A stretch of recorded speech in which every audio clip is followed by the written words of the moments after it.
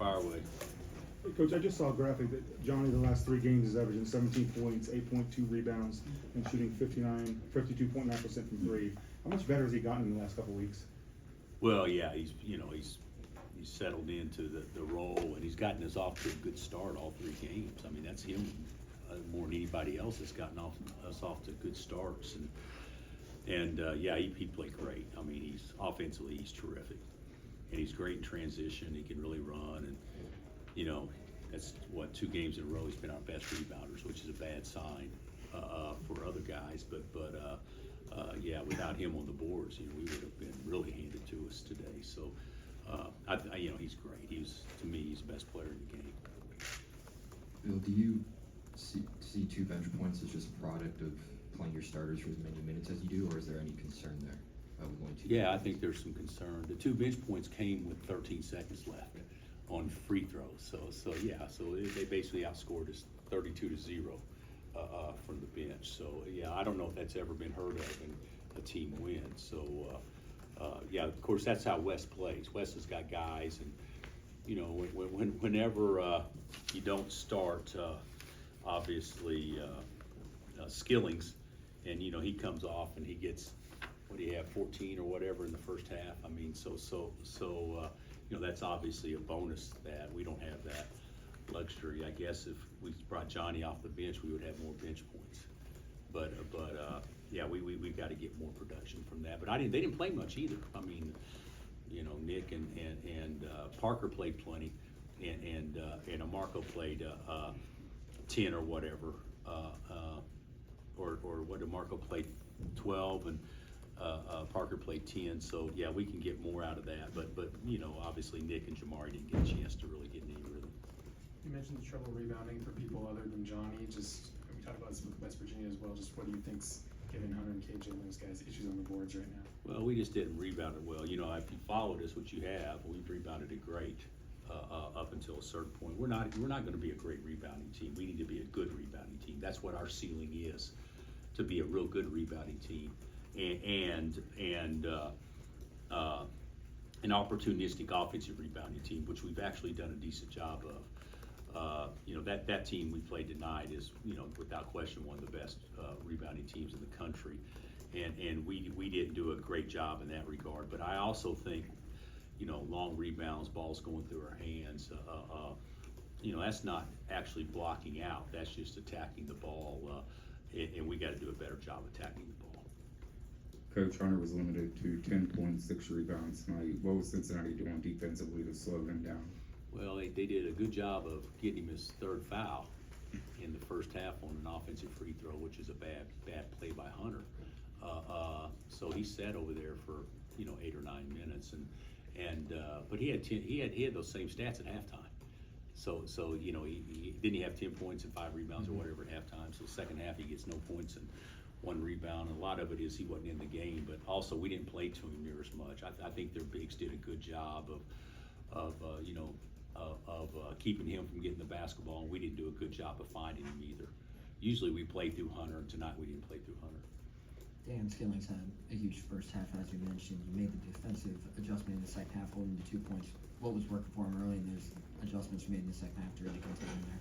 I don't know that we did a lot of things differently. I think, Johnny got off to a rough start guarding him in the first half, and he just came in. He fired. They ran a ball screen, back screen, first play, and we overhelped, and he made the 3 at the top of the key, and then he was lights out from then. So he's a good player. They got good players, and they can all go get their own. And he's also, I don't know how many he got. I thought he was really good on the offensive glass too. He got 2, but I think may have been scoring opportunities. So he's just a good player, and the adjustments we made in the second half, we probably as a unit guarded a little bit better, but also he didn't have the same opportunities in the second half either. Lukosius was 1 out of 9, 0 for 6 on threes. Was that a guy that you had looked at, you knew about? Because that's certainly an off game for him. Yeah. Well, he's obviously a very good offensive player, and he's a much better shooter than going 0 for 6. But you look at it, they got a goose egg other than Skilling shooting the ball from beyond the arc, and they were all in the first half, if I'm not mistaken. So I don't know that we defended the arc well, but I think we certainly at least, you know, we were probably lucky on some of them, but I think we did a decent job defensively on that. But that was a big part of the game, you know, them not being able to make threes second half. Coach, what's Furphy's impact been compared to maybe what you were expecting his impact to be when you moved him into that starting lineup? Well, I think, you know, he's a good player. We've known that all along, you know. You know, he took it, you know, some time away from the team over Christmas, and that probably put him in a situation where he wasn't quite starting as soon as what he would have if he'd been here the whole time, because he missed some stuff. But I'll be honest with you, I didn't expect him to average 19. 17 and 8.3 rebounds. Okay, I didn't expect him to average 17 and 8 in his 3 starts, but we're a different team. I mean, we'll be a different team. You know, depth is important. I said this earlier. Depth is important. All those things. It's a heck of a lot important now than it is in the postseason. In the postseason, you get 20-minute half times, and the commercials are a minute longer. I mean, there's a lot more time to rest. Now, Saturday, Monday, get on a plane, get back at, you know, 4 in the morning on some trips or whatever, and then you play quick turnaround. This is when depth's more important, and also depth in the tournament is most important through foul troubles and injuries. You know, if you don't have those, you can play guys 35 minutes in the NCAA tournament. At least we could. Now it's more prevalent, it's more obvious, and it's more apparent that we don't have the depth or the production off the bench. But now's when guys got to step up. We need guys to step up and play in a way that adds value when they're in the game, because, you know, Hunt and Kevin playing hurt. You know, they're playing on bad wheels and all that stuff, and this needed to be a game where maybe we could take those guys out, but we couldn't. You know, except Hunter took himself out by fouling. I think it was 10 turnovers in the first half and just 1 in the second half. What was the biggest key in changing that?